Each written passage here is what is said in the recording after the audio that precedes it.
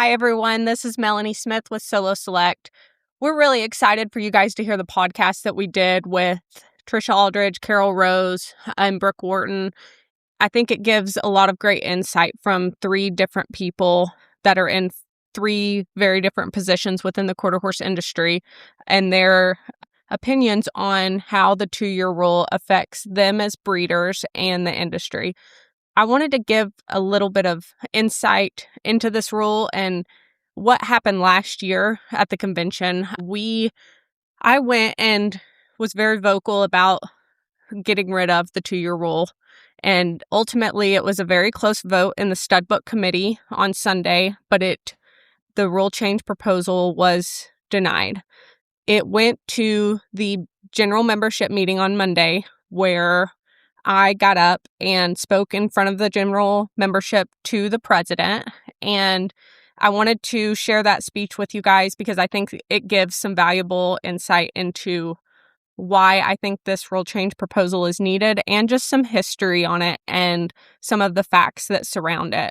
Mr. President, please accept my request to revisit item 20 on the agenda. My name is Melanie Smith and I own Solo Select Horses. I have a unique perspective on this topic as the owner of Woody Be Tough, a 24-year-old stallion still active today, and as someone deeply involved in raising and developing younger stallions and mares that are affected by the 2015 rule. I appreciate the stud book committee's thoughtful consideration of both sides of this issue, and my intention today is simply to present factual evidence as to why the 2-year limitation on using frozen semen and embryos after a horse's death is unnecessary. One primary argument for the current rule is protecting genetic diversity. However, historical data clearly contradicts this point. Consider these facts. $98 million sire, who is dead, registered 208 foals at his peak in 2008, but only 39 in 2024, demonstrating a natural market decline. A $56 million sire, who is also dead, has 178 registered foals in 2011, but only 19 in 2024. The all-time leading sire across all disciplines registered 137 foals in 1993, but just 5 in 2024. This evidence shows conclusively that market demand for deceased stallion semen naturally decreases over time without regulatory intervention. Additionally, as an association, AQHA emphasizes the importance of engaging youth and newer generations. As a 32-year-old horsewoman dedicating my entire life to breeding, raising, and developing stallions, I am disappointed in the short-sightedness of this rule. Many members of the AQHA, and specifically the stud book committee, have enjoyed careers without such restrictive rules on breeding management. Imagine then how it feels to younger breeders like me. We're encouraged to be active in AQHA to promote and develop exceptional breeding stock, yet we're simultaneously limited by arbitrary rules that weren't applied to previous generations. This restriction is discouraging and unfairly penalizes breeders who came after the rule was enacted, undermining the incentive to invest our time, our most valuable resource, into producing breeding stock that genuinely enhances our industry. Another argument suggests that the rule helps prevent cloning. However, cloning is an entirely separate issue already present in our industry. AQHA must urgently prioritize research and develop reliable methods to identify cloned horses.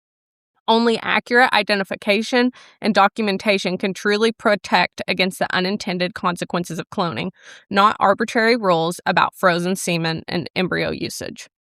Moreover, there's another unintended consequence to consider. Horses suffering from serious conditions such as severe laminitis, injuries, or other debilitating illnesses, which may unethically be kept alive longer solely to meet this arbitrary rule.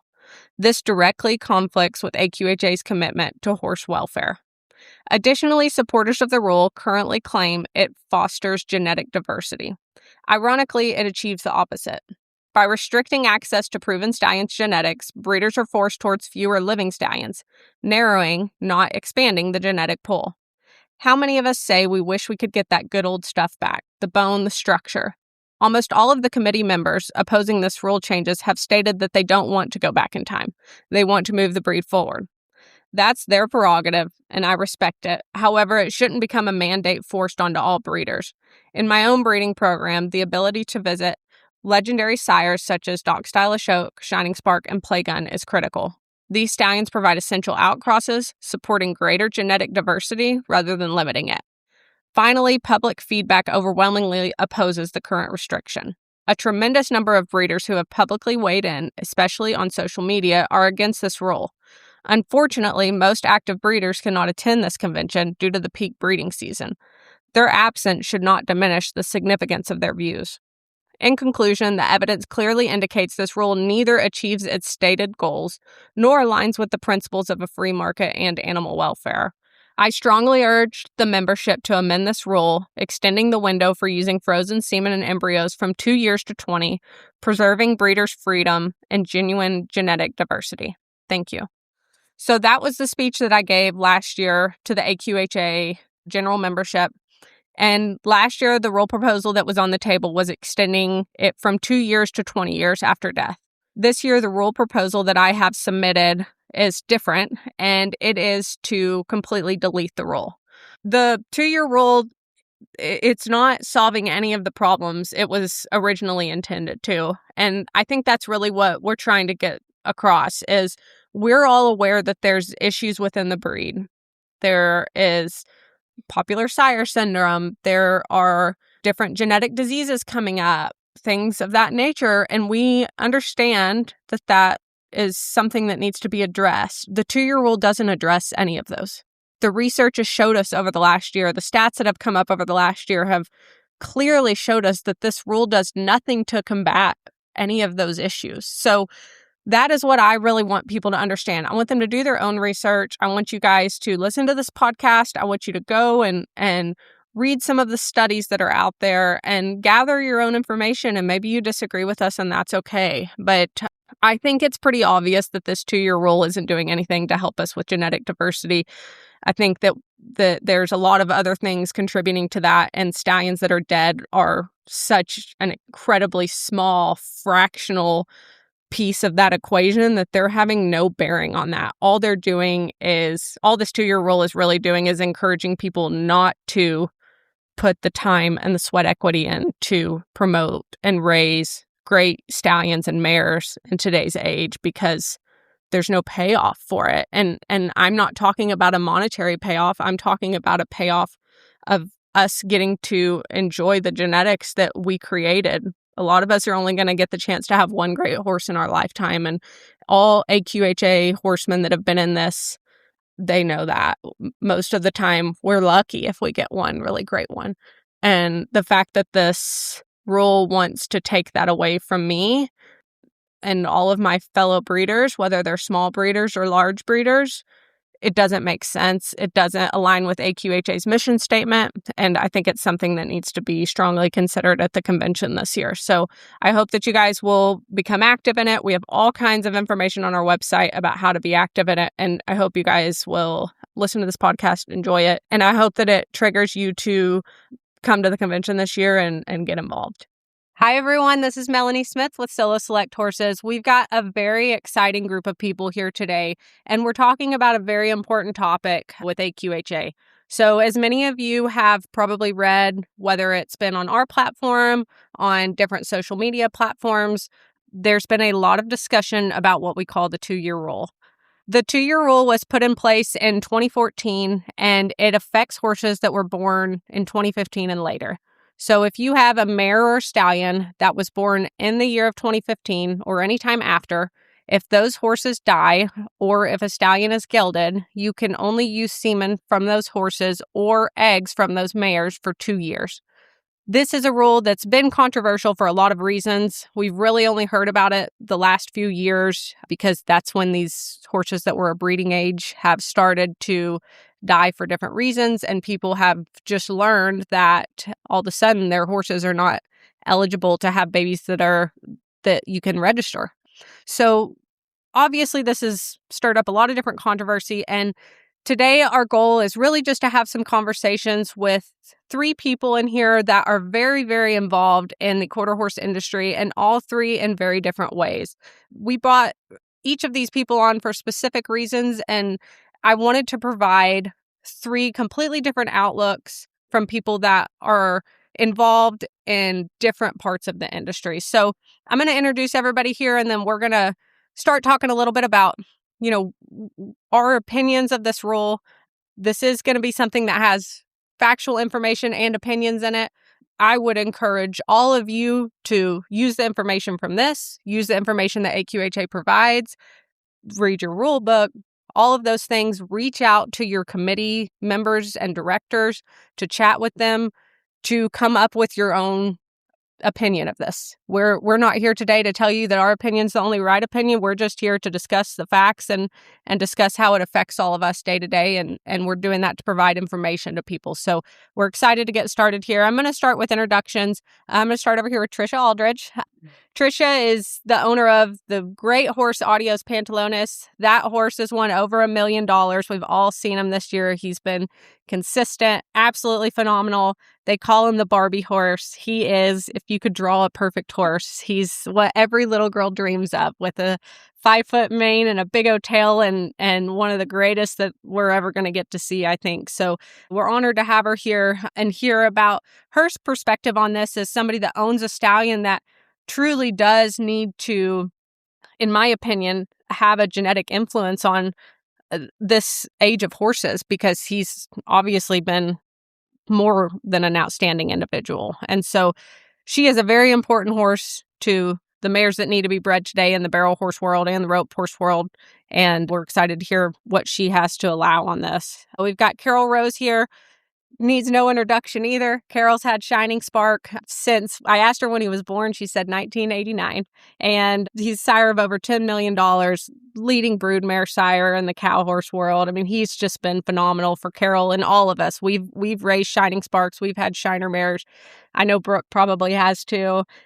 Great horses. And so Carol has also been on the stud book committee 15 to 20 years. And so if you're not familiar with what the stud book committee is, because I know some of you guys probably don't know how AQHA is governed, there are different committees that members are elected to.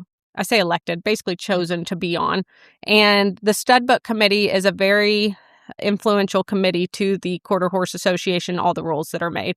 And so the committee is made up of, Carol, is it 25, 30 people? I believe this year there's 40 people. Okay, so 40 people. These people are put on the committee by the president. It's a very important committee. It makes rules like this that have long-lasting implications on the entire quarter horse population and all of the owners. And so, like we said, Carol's been on and off this committee for 15 to 20 years, and she can bring a lot of history, a lot of insight into how rules are made, how they're discussed that day, and things like that. Brooke Wharton is also here with us, and Brooke brings a really cool perspective. All three of us that we've talked about so far are stallion owners. Brooke does not own a stallion, but she owns and has been a part of some mares that have been incredibly influential in the reining horse world. This is an amazing stat. She owns the mares that were the dams of 2 of the 5 of the last maturity champions in the reining. It's absolutely amazing. So, as we all know, people spend their entire lifetimes trying to raise one futurity champion, and you've gotten to have 2 in the last 5 years, which is incredible. And she's a 6th generation of the Wagner Ranch, part of the NRHA Foundation and several committees within NRHA. And Brooke's very active, both in the governance of NRHA and she is like me. We're 2 younger people trying to come on and be very active in the governance of the AQHA as well. And so I think Brooke brings a very cool perspective as somebody that is a mare owner, raising horses, and also a consumer that is having to make intelligent breeding decisions that are both keeping the integrity of the horse in mind, trying to breed the best horse that we can, and also something that will give a return on your investment. So these are our guests for today's podcast. I'm going to let them take it away and start some discussions here, and we're excited to bring all this information to you guys. So we're going to start with the intent behind the 2-year rule. This rule was obviously created in 2014 to solve some problems. Carol, I know you said that that was the 1 year you missed, and you don't miss conventions. No, I don't. But when it was created, what do you think what problems do you think they were trying to solve? I have no idea. The conversation that I've heard, they're trying to, they think there's too much line breeding or inbreeding going on. So they want, if a horse dies and you can't use his semen, if he's born after 215, you can't use his semen after 2 years. They want to bring in new blood. But for centuries, since the quarter horse breed was, the American Quarter Horse Association is 85 years old. It's the same age I am. And we started with Wimpy, and King and Leo and all that, and all those horses. That bloodline has pretty much gone, but it still carries through with Joe Reed. You see occasionally, and if they were trying to diversify the gene pool, but history repeats itself. And in my opinion, the last horse, Doc Bar, was born in 1956, and he'd be 70 years old if he was alive today. And he and his sons, Doc Bar, Doc Alina, Smart Little Lena, and some of the other sons are in, so I don't know the percentages, but so many of the pedigrees of our Western performance horses today. Mm-hmm. And they don't talk about him. The horse, they're worried about one horse in particular in this industry that has some wonderful sons, and they think there's too much they think they're being too much inbreeding. For me, I don't like this rule because I learned from, I was married to Matlock Rose, and he told me when we started breeding horses, we started an actual breeding farm in 1975. And he said, Carol, don't ever forget, you never know where that next world champion's coming from. And you don't know who's mare. And a mare doesn't have to have a big record to be a great producer. She might never have been in a horse trailer, might never have had shoes on. And that's been proven to me. So I don't like the rule. And I think if a stallion has testicles and a mare has reproductive parts and they have AQHA numbers, they should breed. Yeah. Tricia, do you think that most people today really understand why this rule exists, or do you think that the intent has been lost over time? I definitely think that the intent has been lost, just because I think the biggest thing it's going to stop is younger people like us trying to get into the industry. It's already expensive and time consuming, and it's like, what's the point of having this huge investment if you don't know where it's going to go? I mean, horses you never know how long you have. Yeah. Well, and I will tell you, the first thing that the people that are for keeping this rule in place will come back at you with is, well, you can insure that horse and you can get paid when they die. And my answer to them, and Carol, I know you know this, is my time is limited, and I might only get to raise one great horse in my lifetime. And Carol's raised a lot of great horses, but her greatest was Shining Spark. And so if my Shining Spark dies at 2 or 4 or 6 or, maybe it's 10, because I already know he's a great horse and the first babies are great, that insurance payout, I just assume catch it on fire on the way down the road. I don't care about the insurance payout. It's the horses that I am now being restricted by a governing association from raising. And when you look at the AQHA, when you look at its mission statement, one part of it is that they want to preserve the enjoyment of the horse. I mean, that feels opposite to me of that, right? Me or you or Brooke create, she raises this great stud.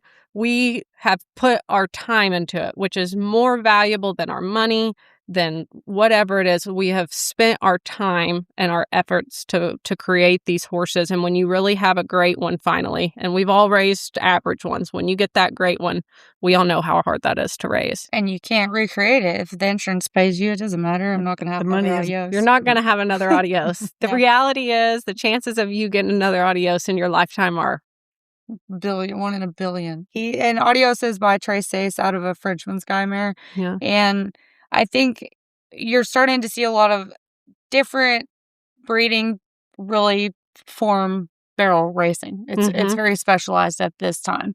But also AQHA has no hook in our industry. Mm-hmm. So, it's been a joke. Like everybody says, if something happens to adios, it's like, I'll be riding grade fulls. It's not going to slow me down at all. Yeah. Because you breed and you raise horses and you learn all these skills so that you can have something like that.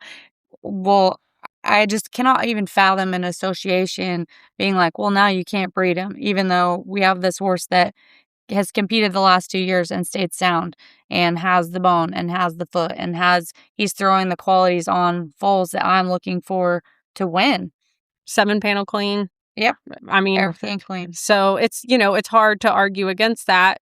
Another thing that we'll hear him say is, well, we don't need to keep passing on genetic diseases. Well, unfortunately, the same number of carriers die every day as ones that are clean. So we're not actually reducing the number of horses that carry any genetic disease. We're just reducing the number of horses you can breed to, which is going to reduce the gene pool. And so, Brooke, from a welfare standpoint, what do you think that this rule was trying to safeguard, and do you think those same concerns still exist today? So, like you, I wasn't around when this rule was put in place as far as involvement with AQHA, but I do think that the rule was created with good intent. The idea of increasing genetic diversity, not limiting our gene pool.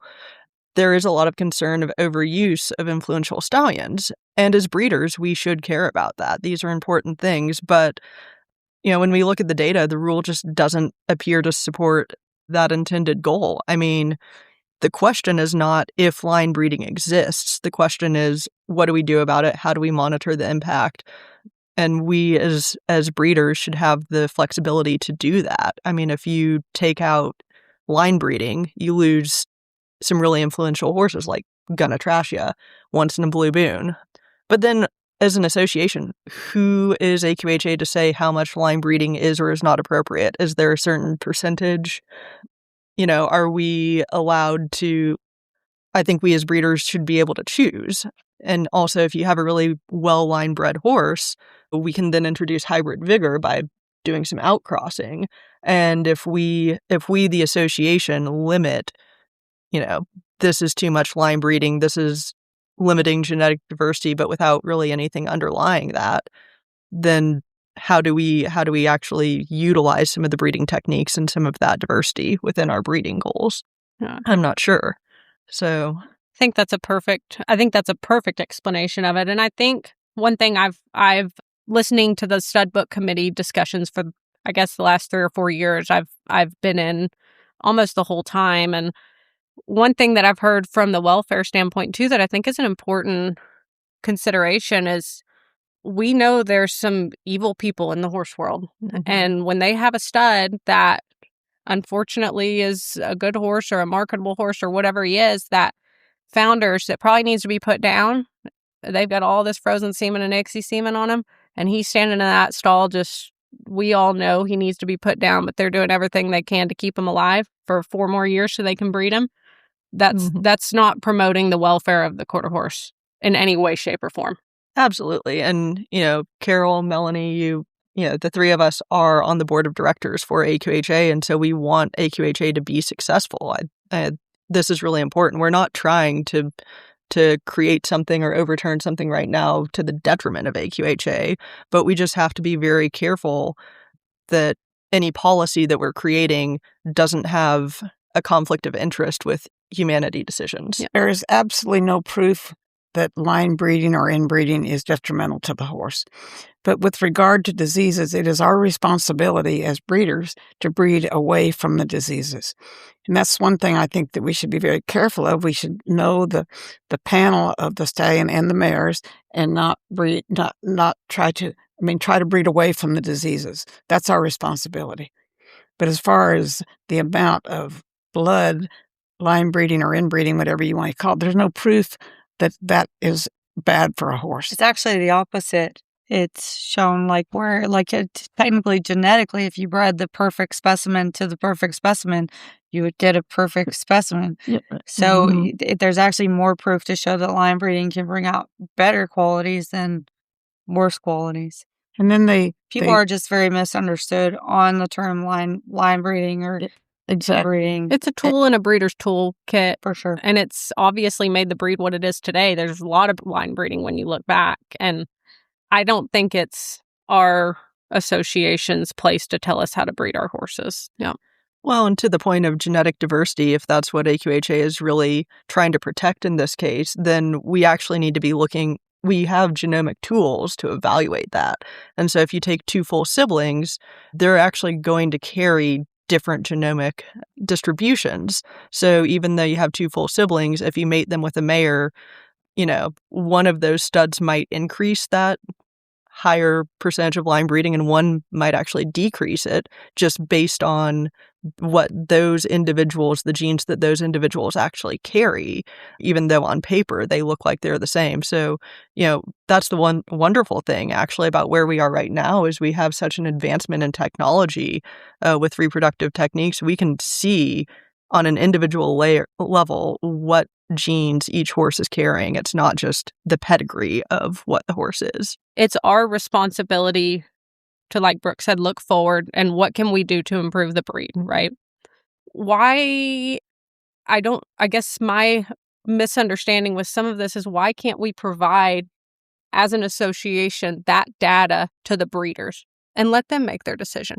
Why can't we put things like that on the back of the papers? Why can't we provide more education? Why can't we provide more genetic testing options for our members at their cost to put more genetic data in the quarter horse database to help them make a decision of what is the inbreeding coefficient if I were to cross these two horses? And maybe I want it to be at a certain level, or maybe I want to try to stay as far away from those bloodlines as possible. But instead of us trying to act as the government and put all of these regulations on them, why don't we give our breeders the information and put the money and time and effort into research to have more information so they can make their own decisions, instead of us saying, well, I just think when a horse is dead that their genetics need to die with them. Well, that's fine. Then don't do that. That's your choice from a stud book committee member. You can make your own breeding choices, but I think we should all be able to make our own breeding choices, which for me is I go back to Shining Spark a lot of times, right? So they effectively would like to get rid of that too. But how many highbrow cat mares have I bred to Shining Spark over the last 4 years? A lot. And they needed him. And that's the beauty of having choice too as breeders. Yes. You're not going to choose to breed a mare to the same stallion that I might choose to breed her to. And I have seen some incredible horses come from crosses that I thought were nice, but weren't what I would have picked. And look how they're influencing the industry now. I was wrong. Mm-hmm. That's fantastic. I see that all the time. I'm like, why would you make that cross? And I go back to that saying, you never know where that next champion is coming from. Nobody does. Yeah, you're right. Tricia, I want to ask you, as somebody that has a young stallion, we know the following that Audios has on social media. You have done a phenomenal job of creating that following. Once again, you've obviously invested money into this horse, but that's nothing compared to the time you have invested in him. For sure. Your life you have lived with this horse. It still revolves around him. You live with the love of the horse. That's right. It isn't about the money. It's the love of the horse. That's right. He's my buddy. Yeah. And so you've lived with this horse. When you sit back and you think this rule, how does it affect your day-to-day decisions of how you're marketing this horse and how you think breeders are planning to use him? I mean, so it's kind of a double-edged sword because obviously in barrel racing, it's not going to be as huge of a priority for AQHA. So, but I have had a lot of people offer to buy him and use that as leverage to say, like, you should just cash out now because what if something happens to him, which is tough because, in this situation, it's very rarely that the trainer is the one that owns this horse. Mm-hmm. And so, I'm very blessed that he has come into my life. And then also, this is a stallion too that I really believe in, that I think checks all the boxes, like, soundness, mental, performance. Literally the only box left for him to check is producing. Yeah. And, we just need a little more time. He's still 6. Yeah. So, but like on that, it's just such a tough deal because, obviously, like, I don't want to, I'm not going to sell him. So, mm-hmm. To me, it is what it is. I think that Audios is a really good advocate for our sport. He's a really good mascot for this discussion just because he is so relevant in today's time. But I just feel like, if something, God forbid, were to happen to him, I didn't do this just so that AQHA can tell me that I can or can't breed to him, right? Like, that's a horse that I really believe in, that I really believe can shape our industry going forward. So would that rule stop me from breeding him? Absolutely not. Like, I would be the one to find some other association to register. They'll mouth them at futurities.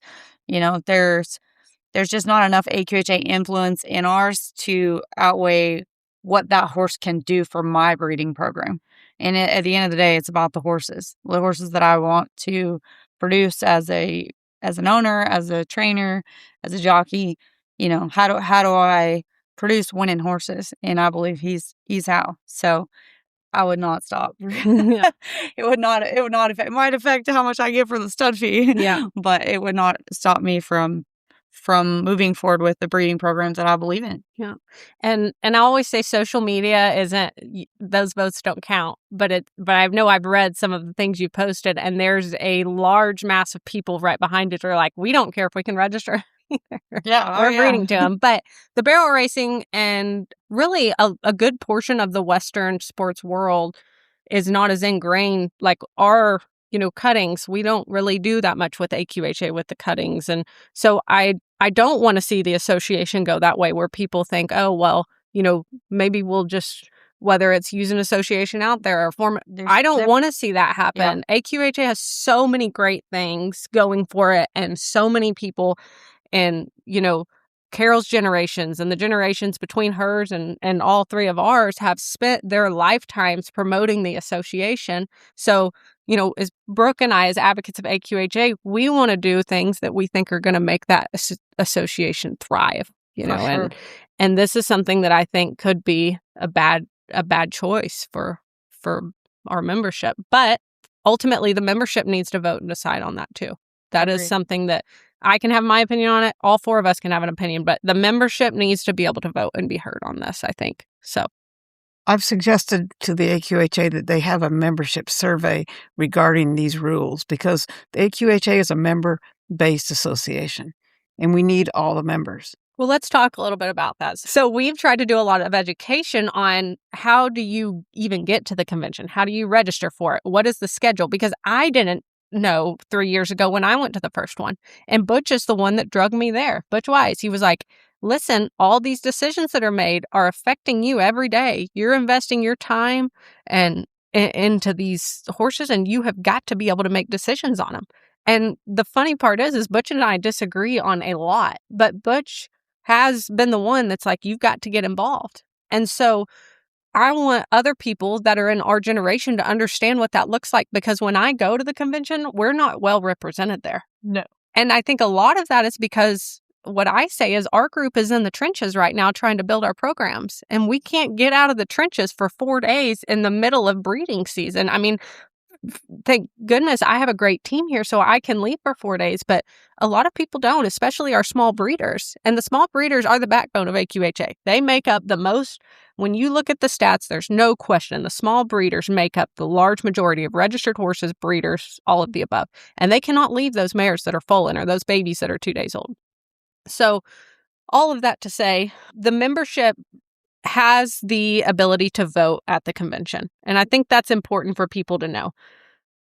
What will happen is this will go to the stud book committee. And Carol, correct me if I'm wrong somewhere in here, but Saturday all day, the stud book committee will meet. And on Saturday, people can come. Anybody that's a member that's registered for convention can come sit in on the committee and has an opportunity to speak about this. That's Saturday, March 14th. Yes. So, and that will be in Vegas.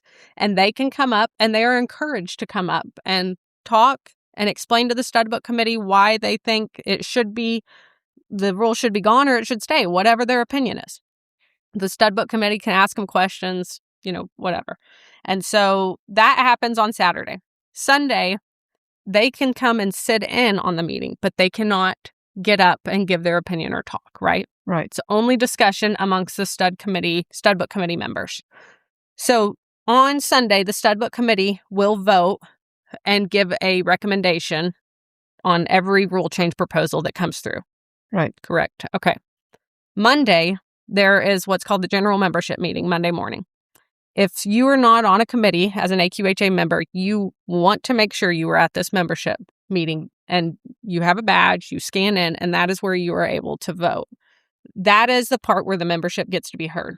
No matter whether this rule passes or fails, or I should say my rule change proposal, because I submitted it, which is to delete the rule, whether it passes or fails in there, either way, it's going to be contested during the general membership committee. No question asked. So ultimately, I think the stud book committee is going to get their say, but it's going to go to the membership that Monday. And that is where we've tried to get, I don't care what your vote is. I want you to show up because I want to know what the general membership thinks. And I don't think we know that right now. Back to your point, Carol, that most of these people, I mean, I don't know how many AQHA members we have, but how many will go to convention? Not that many, because a lot of people work, and that meeting is on Monday, the 16th of March, and a lot of people can't get off work on the Monday, so they can't go. And they go to the South Point Hotel. It's at the convention's at the South Point Hotel. A lot of people can't afford to go to Las Vegas. Right. They want to speak out on this rule, but the thing that bothers me the most is how many people are mad. You talk to people, they say, "Oh, you're involved with the AQHA." Yes. What about this rule if my horse dies and I can't use him after 2 years? And of course, I'm non-supportive of that rule. And I don't like so many people mad. I want people to like the AQHA, to want to join, to want to belong, to want to enjoy their horses instead of being mad about something. Well, I think it's bothering me a lot. Something that they get frustrated with is the rule is a rule, and I think when it was put into place, people did it with good faith. They wanted to whatever it was, improve on the breed. They had good intent. But I think something that really frustrates these people now is technology's changed, the industry's changed. We have so much more data in front of us now that we're seeing from the data that this rule really has nothing to do with genetic inbreeding at all. If we're going to have the inbreeding conversation, that has way more to do with stallions that are breeding 150 to 600 mares a year. That has a way bigger consequence on the inbreeding that these people are worried about. Regardless, as a member, if they don't show up, they get no way to voice their vote.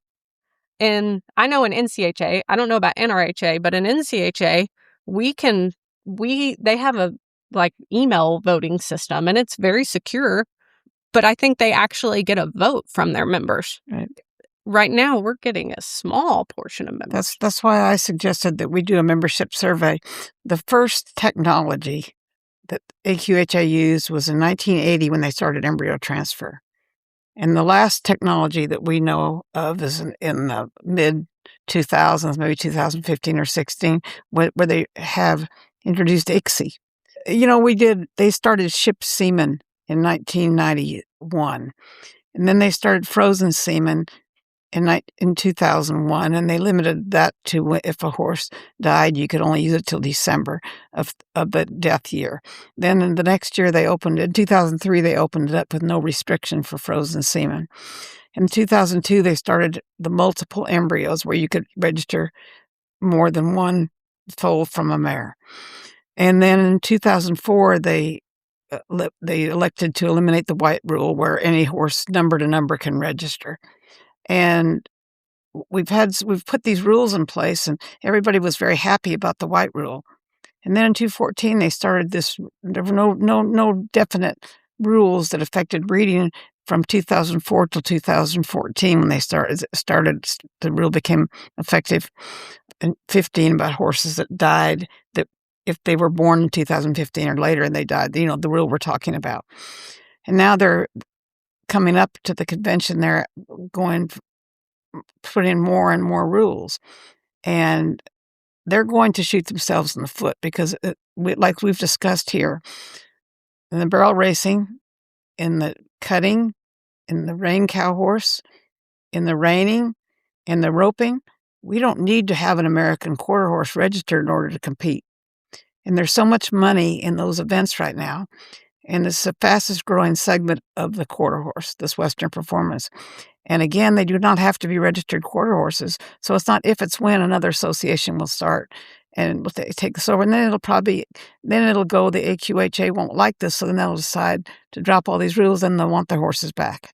This is history repeating itself. No, absolutely. Brooke, from a mare and breeder's perspective, how do you think that this rule influences your decisions, long before your horses ever enter the futurity pen? That's something that, as a breeder, I would actually take very seriously. If you look at a promising young stallion, let's say Adios, and he passes away, and I'm looking at, do I breed to him or do I breed to an established stallion? There's the perception that maybe Tricia might not want to continue to pay the incentives on him. Maybe, there's all this added money now. There's continued marketing. There's a lot of things that go in behind the scenes for a stallion owner that may influence my decision as a mare owner on who to breed to. And so I actually think that this rule, it might be counterintuitive, but it makes me consider stallions that are currently established and are breeding a bunch of mares more strongly than wanting to test a young sire who may not get promoted after the sire himself passes away, if he were to pass away. So that's a risk that I'm taking as a breeder. What if that stallion passes away and there's no more promotion of him? What if his market value drops? And I'm trying to breed the best horse possible, but at the end of the day, this is a business for me. It's a business for all of us. And so there has to be an economic consideration behind that. And to what you guys have all said too, as far as whether or not this is what's going to happen down the road, I think that one of the biggest concerns is a structural concern for AQHA. The competitive landscape of our horse industry has changed. AQHA is no longer the sole place that one goes to promote a stallion. It used to be the World Show. That used to be such an influential place for, this is a world champion, we want to breed to that world champion. But now there are individual sporting associations with reining, cutting, cow horse, all the rodeo industries. We don't need to use AQHA anymore. And again, I'm saying this as a director for AQHA. I'm saying this as someone whose family has been involved with the association since its founding. I'm in my 30s. I intend to breed for the rest of my life, and I want AQHA to stay strong. But the value of a registered horse is only as good as its utility. And if AQHA removes the utility of having a registered horse, if I can produce a futurity champion that's not AQHA registered, but it can win the reining futurity, I'm going to go ahead and produce that. I hate to say it, but my goal is to produce champion horses. So I want the best genetics possible to do that. And if AQHA limits who I can breed to, it doesn't mean that I don't breed. It means that I don't register. That's a problem of attrition, and AQHA is going to become less and less relevant if we don't allow the genetics of our greatest horses to continue forward. Excellent. Absolutely. Excellently said. Thank you. You need to be president of AQHA. No, I do not. You're excellent. Brooke, you're excellent. At your age, oh my gosh. That's a great way to say it. Great way to say it. Thank you very much. The other thing that I think that we need to consider is that as board members, as AQHA members, we're talking about if this rule should stand or not. I do think this rule was put in place with very good intent. I believe that at the bottom of my heart. However, it is our duty as members and as board members to constantly evaluate whether or not the rules that we have are as effective as the intention behind them. Right now, I don't think that this rule is serving the purpose that it was intended for.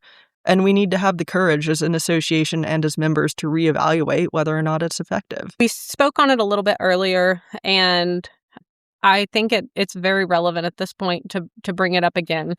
One of the big reasons that this rule was put into place was to protect against cloning. And I think they are very close, or possibly at the point that they can look at a foal and know if it's by a cloned horse. And that is coming from very reliable sources that have been very involved in this.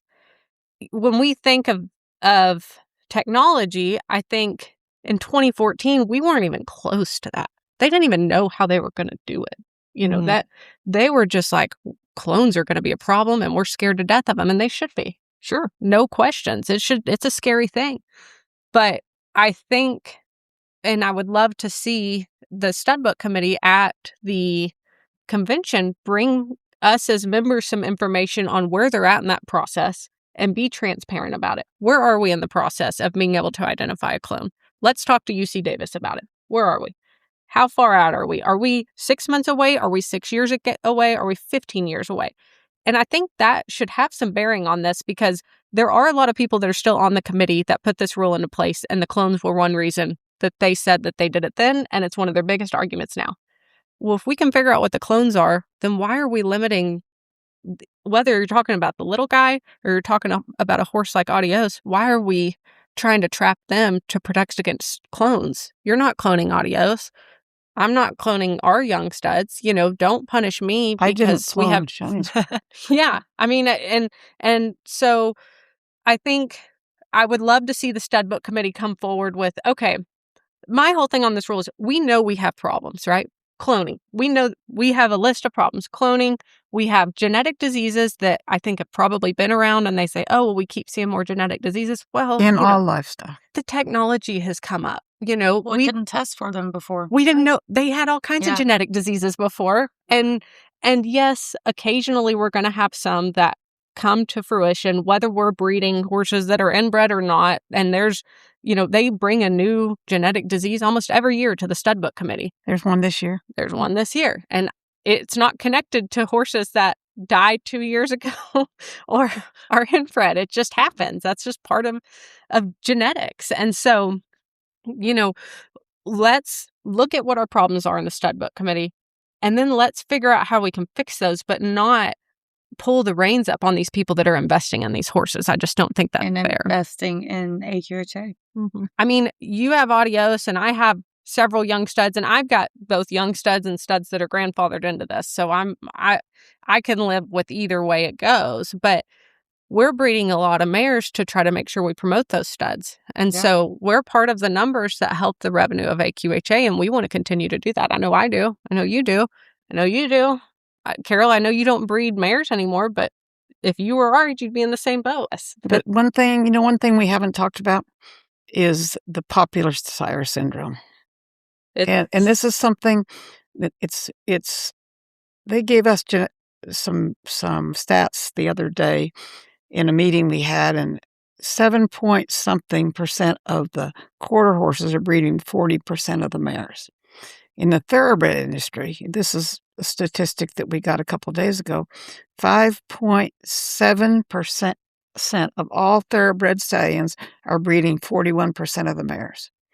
And it's called the popular sire syndrome, and that's not going to go away. And to be clear, in the thoroughbred world, there's no ship semen, there's no egg seed. It's live cover only. No embryo transfer. No, I'll let you keep going. I just want to make sure they know that. Thank you. You brought that. There's a lot of restriction in the thoroughbred world. But the point is, it's the popular sire syndrome, and a horse is popular if he's winning. If he's like Adios is going to be a very, very popular sire simply because he's a great horse, and he'll have great sons and great daughters, and you don't. It's always. Many, many years ago, when we started breeding farm, a gentleman called me and said, Mrs. Rose, does Pepe San have better sons or daughters? And I thought that was what a stupid question. And I wish I knew that man now and could call him and tell him Pepe San has superior daughters than sons, but I didn't know that at the time because I had no idea. We were just starting, and I didn't have anybody before me tell me anything. But we do have a popular sire syndrome, and that's not going to go away. And we just have to, the marketplace is going to determine which stallions they want to breed to and for how long they want to use them. The marketplace strictly is going to determine, and I don't think we as a committee or we as an association should let the marketplace determine what's going on. Well, and it's proven that the marketplace weeds those horses out as they die. It's not like we're breeding, those horses are taking over the world. Even if they don't die, a horse can be a very good performance horse and not be a good sire. Based on your experience, how do you think that responsible breeders, and to be clear, I think we're going to have responsible breeders and irresponsible breeders no matter what rules we put into place here. But how do you think that responsible horsemen are already self-regulating this whole situation without the need for these rigid rules? I think the sports themselves and the soundness of the horses already regulate that irresponsibility. So many of us are breeding for soundness, for positive traits in our horses. It doesn't matter if they're competing or they're ranch horses. If we push them too fast, we can shorten their careers. The market is always going to punish unsoundness in a horse. And, I think that any breeding program that's built on fragile genetics is not going to last. We're looking at the long-term soundness and development of our horses. And I don't mean long-term even within a horse's career. I mean multiple generations of that horse. So we already have those regulations anyway.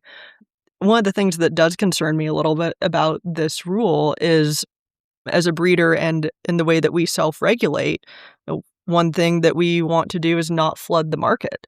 So we don't want to have, 10, 20, 30 of the same cross born every year, because the market's not going to sustain that. But right now, the way this rule is set up, if you have, frozen embryos, me as a mare owner, if my mare dies or if the stallion dies and the embryos are sired by one of these stallions that was born after 2015, all of a sudden I'm either forced to flood the market with a stockpile of frozen embryos, and that's not good, or I can't utilize them, or I don't register them. ICSI.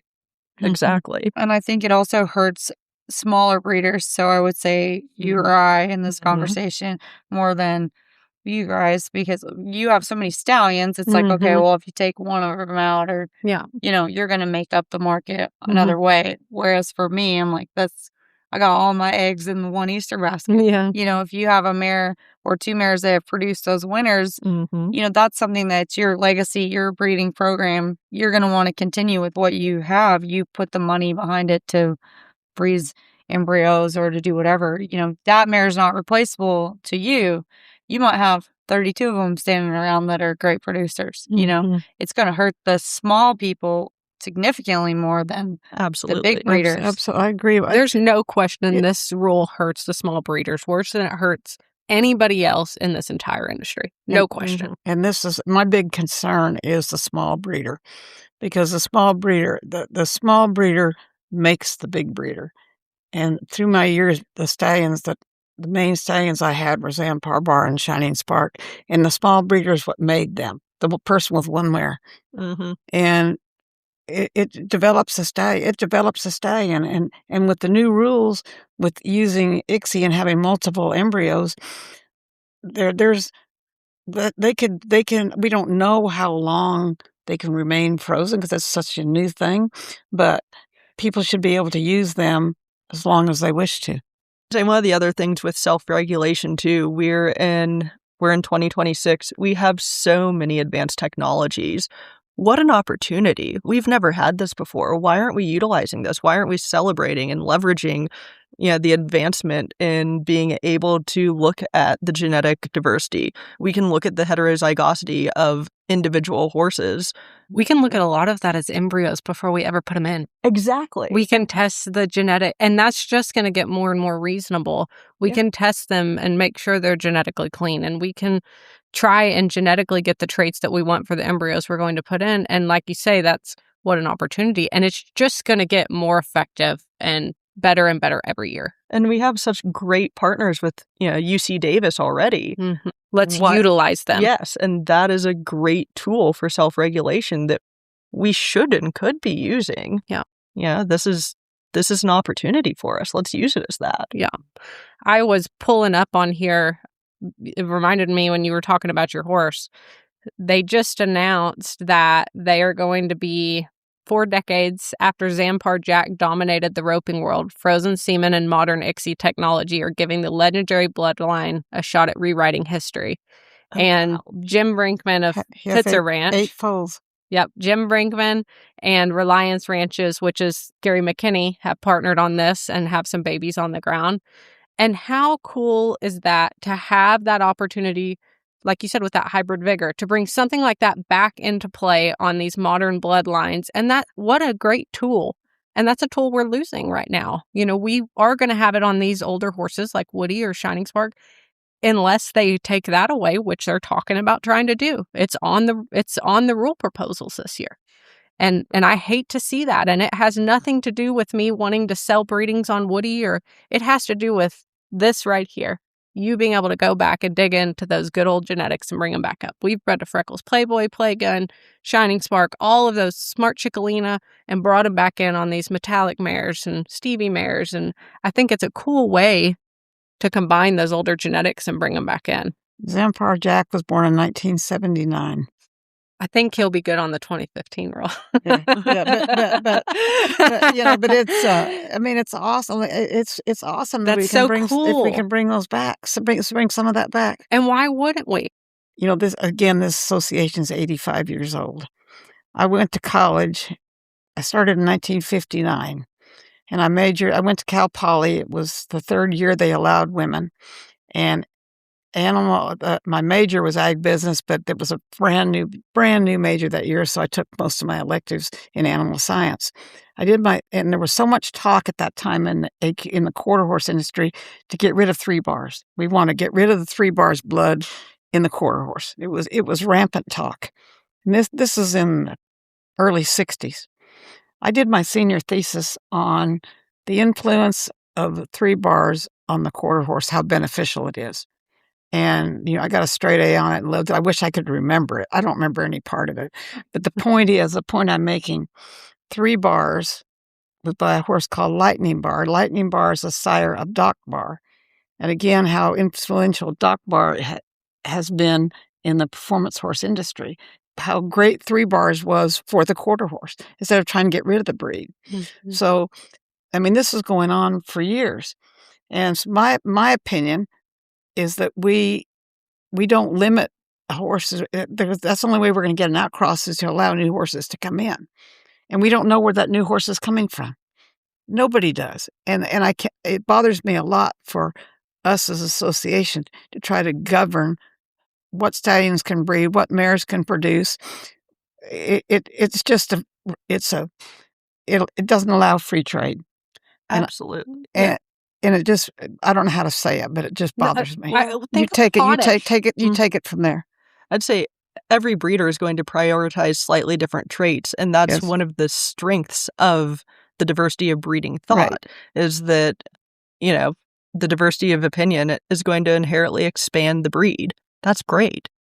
I think it's important, too, to remember that in any other species, so whether you breed goats or cows or pigs, it doesn't matter.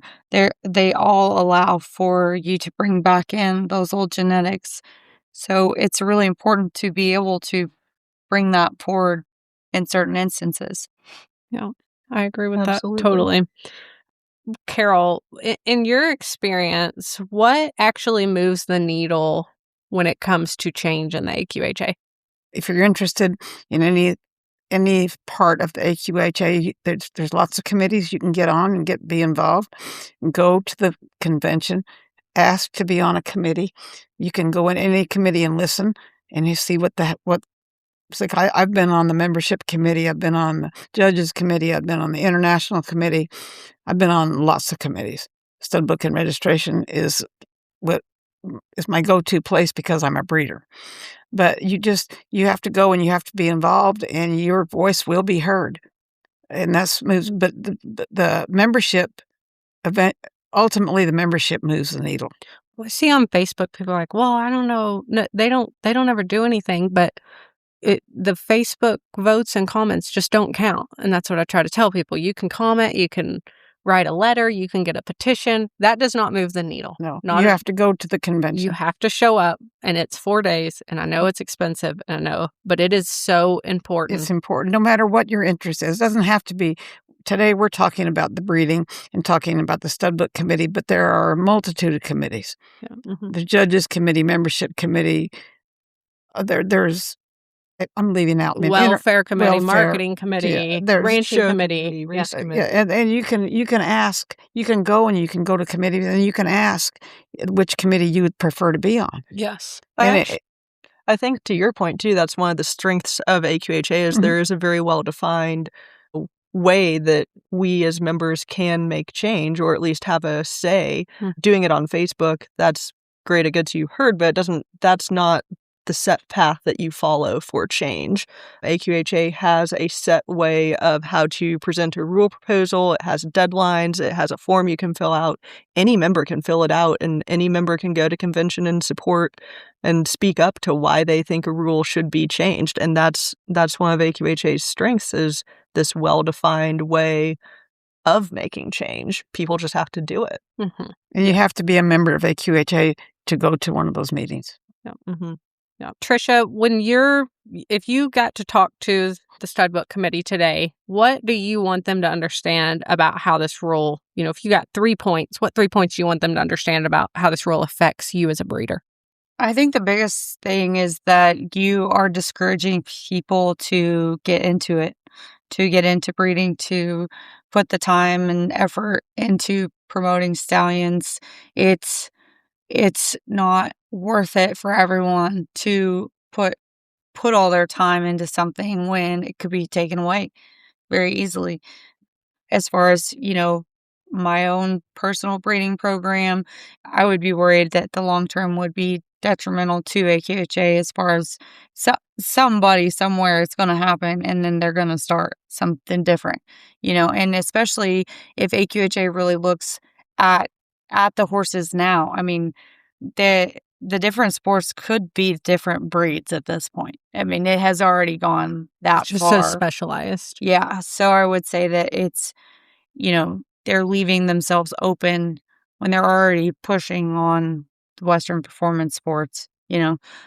I would just like to see something where they are actually listening to their members, because it is hard when not everyone is going to be able to go to convention. Last year I got stuck because it was on the semifinals at Austin. Mm-hmm. I can't skip to the semifinals to go to the dang convention. And also it being in breeding season, which I'm sure is by design.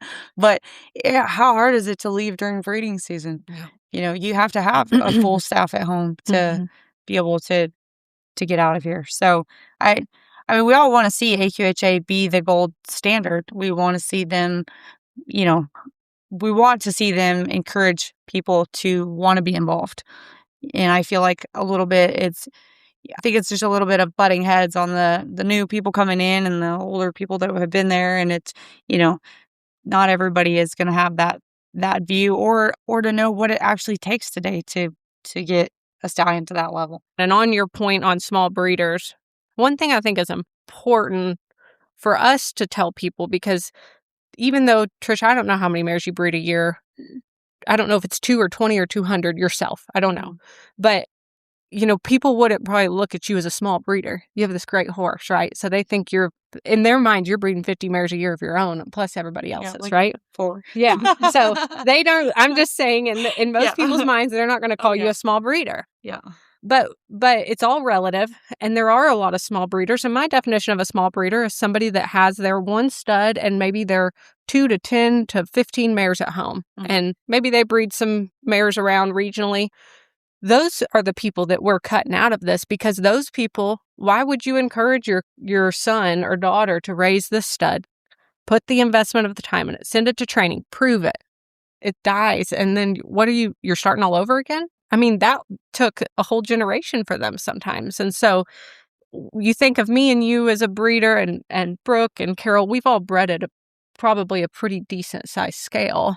But these people that are the backbone of the industry, we're really, I think they're going to think twice before they raise those studs. Just the initial investment of, so I mean, I've done consulting calls where people want to take out, second mortgage on their house to buy a stallion. For sure. And I'm like, just the initial investment it takes to even just purchase a quality stallion is huge, to have the risk of it being taken away. Also, to be a breeder, you don't have to own a stallion. You can just have a little herd of mares. Yep. And exactly. Just have a little herd of mares, and you have some frozen embryos, and your mare dies, and you can't use them. Yet, like Brooke said, you have to flood the market with those babies, because you're not going to be able to register them after 2 years. Yeah. So my feeling is, you and I talked a lot about the rule, and you made the motion to eliminate this rule. And I've said all along, I want them to be able to register a mare to a stallion if they both have a number, and let the marketplace. The marketplace determine. already decides. It's going We see it in the stats. It's no question. The marketplace handles it. There should be no regulation on it. To close, I think this is a really good place to close. Brooke, I would like you to talk a little bit about, this change is going to be discussed. What principles as breeders, as promoters of the American quarter horse, do we never need to compromise when we're thinking about this rule change? To me, first and foremost, horse welfare it always has to come first. We can never compromise horse welfare. And the policies that we create as the AQHA, they can't create incentives where it compromises humane decision-making about our horses. That alone is something that we always have to put first and foremost. I really think that we actually should be leaning in as far as, we talk about principles that we don't want to compromise, but we have science, we have all this new technology. What a wonderful opportunity for us. And I think the rules that we write should take into consideration the science and the advancements and use them as a tool. I totally agree. And I think the one thing I would love to see the AQHA do better, and we're on the board, so I'm going to try to promote this, or we're board of directors, I guess I should say, is really trying to do a better job of educating our members and getting these stats out there for them. Because I think that AQHA is trying to safeguard some of these stats, but we need them as breeders. We need to know. I can't call in right now and say, hey, how many mares are on the breeding report from this year? If you knew how many mares were on a stallion's breeding report, it would have a big effect on that popular sire syndrome. Because if you knew that horse bred 450 mares the year before, you're going to think twice before you go and spend a bunch of money on a stud fee, because there's about to be a bunch of those things on the ground. So when we talk about how can we have popular sire syndrome, and I do think that's one of the biggest things that they were trying to accomplish with this rule that I think it just didn't pan out to take care of. Why don't we put it out there when these horses, at the end of the year, here's the breeding report data, just like we can see registered foals. I don't understand why that's a secret. Let me know how many mares they bred. It would make me think twice on what I'm going to breed to for that year. Well, and within other industries too, you look at the thoroughbred industry, that is all public data. Yes. And it's not anything that is giving anybody's private information out. It has no privacy concerns. It's just gatekeeping some information that I think that we as breeders need to have in front of us to make more informed decisions. And then I think that AQHA also needs to set aside the funds, whether it's through a foundation, whether we put a committee together that raises these funds, which I would be happy to try and do, to raise the funds we need to support UC Davis in whatever research is necessary to give breeders information. With whatever, every 60 to 90 days, we get something from UC Davis that says, hey, this is what we're doing, to the AQHA membership. This is what we're doing. This is why we're doing it. Here's our goal. In a year, we want to have these kind of stats for you guys. In 2 years, we hope to have this kind of testing available to you. In 3 years, we hope that this testing is so rock solid that it gets printed on the back of every AQHA set of AQHA papers, or you can pull a DNA report off the internet for yourself to help yourself make those breeding decisions. Or, hey, we being this committee that maybe comes together one day, we have created this technology that you can go plug in a mare and a sire and get all kinds of genetic information from these. Let's get it down to a science. And I think instead of trying to pull the reins up and put a big bridle in everybody's mouth and say, hey, we're going to, hey, we're the stud buck committee and we're going to pull on you guys all day, give them the information and let the breeders and let the market decide. That's how I think it needs to go, in my opinion. I'm so agreement with you, but there's one concern, one huge question I have. In 2014, when they made the rule, they grandfathered in all the horses that were born prior to 2015. Right. Now there's a proposal on the table to eliminate all multiple embryos of the stallions or the mares It's basically the same rule. But So they 2030. moved it 5 years further. So, but they didn't grandfather in the old one. They took them all out. So the rule proposal that's going to be presented is that in 2031, if a stallion is dead, it doesn't matter if they were born before 2015 or not. You're done. You can't register any foals from them. So a horse, Shining Spark, he'd be done in 2031. Hottish. And all frozen embryos by that stud. Also not eligible for registration anymore. And what a shame that would be. And same with the mare. And so let's not continue to add the regulation and let's do education instead. Excellent. Well, and if this is about genetic diversity too, then calendar deadlines are not a genetic diversity strategy. If our concern really is genetic diversity, then we need to actually measure that genetically, not chronologically. You need to say that at the meeting. Yeah. You need to stand up and say that in front of the whole committee. Yeah. And all the people. Yeah. Melanie, I don't know how many people know this, but last year at the annual convention, they talked, as happens every year, they talked about the stud book and registration committee got up and said, okay, we're not going to allow this rule to be overturned. And Melanie, you're really the one that spearheaded this effort to make it known to the membership and to the public. Yeah. And doing things like this podcast. You're just trying to educate everybody, which is great. It's transparency. But oh my gosh, the speech that you gave last year and it was all statistically based. It was all facts, evidence. I was blown away. You gave such a good presentation. And so as a breeder, thank you for doing this. Thank you for taking this so seriously. Sure. And for trying to organize us and the membership to make an impactful change on the association. Absolutely. Well, my goal with this has not been to sway somebody necessarily. It's really been, to educate people. I want them to listen to this. I want everybody that's listening to this, take everything we say with a grain of salt and you make your own decision. It's a membership organization. And my goal this year is that the membership is represented appropriately. I do believe... I so believe in that. I believe that the membership, if it could be truly represented appropriately and everybody got a vote, that this would get deleted it would be a runaway. I believe.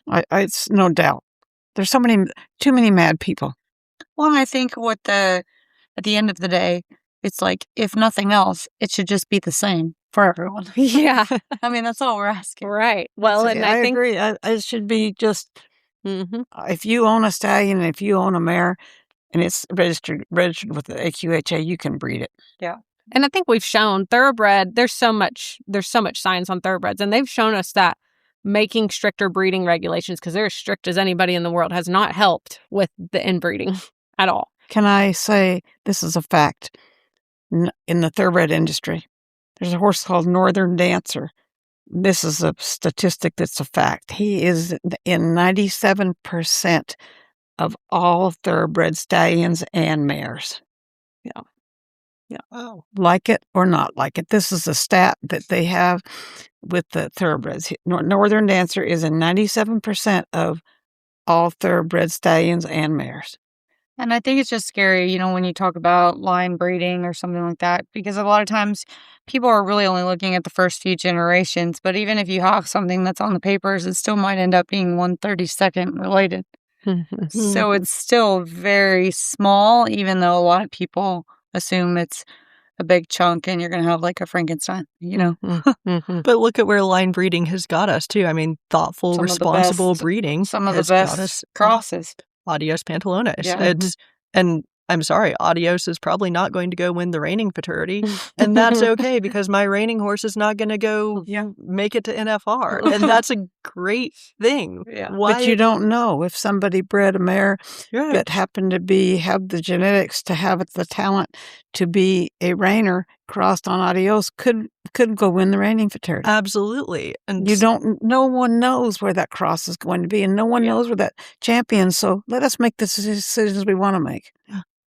As the owner of Adios, we've had some really random people breed to him. So, like, we've had one big breeder, I won't mention her name, but she's breeding to him for a snaffle bit prospect. Sure. You know? I love that. I love it. It's A lot of the possible. big racehorse farms have bred the ropers big time on them. And I mean, and even Matt Mills says like very small, minimal conformation changes, and he would be exactly what they looked for a reiner. Oh my gosh. So it's really cool to see a stallion that could have influence in even other disciplines too, as a predominantly race-bred horse. Hey, Adios could be the outcross we're looking for. Yeah. We don't know that, but it's very possible. And we need his blood. We won't know for several generations. If something should happen to him, unless you had a lot of frozen semen and we could continue to use it, we wouldn't know. He could be the outcross we're looking for. If let's say something happened to him today, by the time we knew he was great, all that semen could potentially be destroyed. You know? Right. And how did we get to Adios in the first place? I've had the opportunity to see him in person. He is incredible. Wheeline bred. That's how we got there. This isn't a bad thing. But this could be exactly, we've been talking about needing an outcross, needing something different. There's a perfect horse that might be the outcross. He might be the outcross we need for the next 50 years. Because, and you're giving him the chance, you're breeding him, and he's totally different than the other things we have, and here we go. This is he is the most perfect example of why this rule needs to not be enforced. Yeah. There's a lot of great young studs and but this is in their he's right here in respective this room. disciplines, and let's not close those down, because we don't know if that horse is the next Dash to Fame. Yeah, 10 years from now, he could have something that but he might be. That's right. But he might be. Thing, yeah. I want to use Doc Barr as an example. I met Doc Barr when he was 3 years old. I'm from California. He was Charlie Araujo brought him in from Arizona, very close to where I lived. We saw him. He showed him at halter. Doc Barr looked like a bulky, heavy-bodied Arabian. I mean, there's no way you would look at him and breed to him today. He was gorgeous, had 4 little white feet and a blazed face, and just kind of a round hip and not the most beautiful head, decent neck. He wasn't very deep-bodied. He was just a heavy-bodied Arabian, and he took the country by storm. And he's great breeding horse, great genetics, and look what he's done to our breed. But to look at him today, you wouldn't breed to him. But he was an outcross. He came in. I mean, he was a grandson of 3 bars, and they were trying to get rid of 3 bars. And here you have a horse that's very athletic, that can run, obviously can stop, obviously is a good thinker, and he's got all the traits to make a great breeding horse. Because when a horse, to me, when a horse can continue to compete over and over and over again and do the same thing and do it well, he's got to have a great mind. And he obviously has the athletic ability. And then the pedigree takes care of itself, because he doesn't know about how he's bred, but he knows he can think, and he can think, and he has the stamina and the heart and the guts to do the job over and over. So he's going to put that on his colts. And I'm a strong believer in that. I really think it's important to emphasize we are all pro AQHA here. And if we want to make sure that AQHA remains the strongest and most relevant breed association in the world, we need to make sure that registration feels like an asset, not a constraint. Perfect. I appreciate all 3 of you taking the time. All of y'all are very busy. Thank you for coming in. I think this is a really important conversation. I'm hopeful that it gives some insight to people, especially that won't be able to attend the convention and hear some of this discussion back and forth. Of course, in this conversation, you're hearing 4 people that are for getting rid of the rule. Pick the phone up and call your directors and ask them what they're for or against, and get the alternative opinion too. We want everybody to have both sides of it and really understand what's being laid out in front of them. So if anybody has any questions about how to attend the convention, we have a full, and we'll link it in both the podcast episode description and on YouTube. It'll be on our website. We have a full description of how you get registered for the convention, how you book a room, what days you need to be there, what happens every day. Everything is on there. If anybody has any questions, you're welcome to give us a call. We will try to guide you the best we can to give you the information you need to go to convention and have a productive convention and be able to hear the discussions and be a part of the discussions that are relevant to you, whether it's this 2-year rule or it's something in the judges committee or something in the show committee or the racing committee. Like, that's what Brooke and Carol and I are here to do as directors, is to try and encourage people to come and be a part of it. And we want you to. So even if you're not a breeder and this 2-year rule doesn't apply to you, but you want to be a part of the racing committee, call us and we'll do everything we can to try and get you in the right position to do so. So thank you, everybody, for joining us. Thank you guys again for coming. And we look forward to the convention and seeing the outcome this year. Thank you, Melanie. Thank you, Melanie. Okay, yeah. Thank you. It was excellent.